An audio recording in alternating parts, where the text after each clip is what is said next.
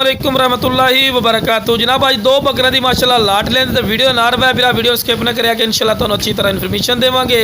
तो जनाब पहले नंबर पर आ गया माशाल्लाह खट्टा मक्खी चीना माशाल्लाह प्योर मदरसा नस्ल का माशाल्लाह पटोरा ही ने माशाल्लाह झालर भी चेक कर सकते हैं, चंगी झालर और कन्ना के लापर भी वेख सकते हैं, चंगे लंबे कन्न और लंबी गर्दन दे और वेल भी चेक कर सकते हैं माशाल्लाह चंगी लंबी वेल और खूबसूरत माशाल्लाह चीज़ है।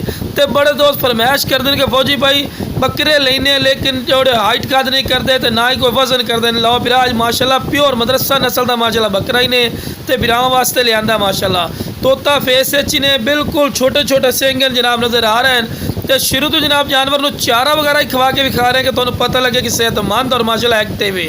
तो खीरा पटोरा ने उम्र जी है बिरा सिर्फ यदि 7 तो 8 महीने 7 महीने कन्फर्म समझो। तो खूबसूरत चीज़ ने तो रेट भी इंशाल्लाह बिल्कुल मकबूल और जैज मुनासिब हो सी। तो लो जनाब शेरा नस्ल का माशाल्लाह पटोरा है माशाल्लाह बिल्कुल तोता फेस और कन्ना के लापर भी चेक कर सकते हैं, चंगे लंबे कन बरीक पशम दे और जनाब डबल हड्डी माशाल्लाह पटोरा है और तोता फेस और बिल्कुल खीरा पटोरा ही ने उम्र जनाब सिर्फ 6 तो 7 महीने की उम्र है और बिल्कुल वाइट अख दे अख भी चेक करवा रहे हैं। तो जनाब रेट ही इंशाल्लाह बिल्कुल जायज़ और मकबूल राइट हो सी। तो लो बिरा वेल ही चेक कर सकते हैं, चंगी लंबी वेल है पैर बिरा बन क्योंकि तुहानूं वीडियो बना के चेक करवानी होंदी है।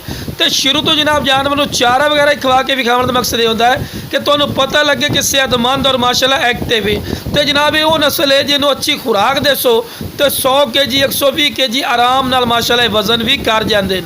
तो रेट की गल की जाए जनाब अगर कोई जोड़ा लवे तो जनाब सिर्फ जनाब अक्की रेट कर रहे हैं 30,000 रुपया रेट करते पे तो फिर भी प्यार मुहब्बत कर लिसा है। ये नहीं कि 30,000 रुपया रेट लाया तो फिक्स हो सी बाटा रेट हो सी। तो एक और दस दे भी अगर तुसी बिरा हिक लीसो वह रेट अलग दोमड़े ने। तो जिस बिरा चाहिए जनाब स्क्रीन पर नंबर चलता फिर इससे रब्ता करें इंशाल्लाह।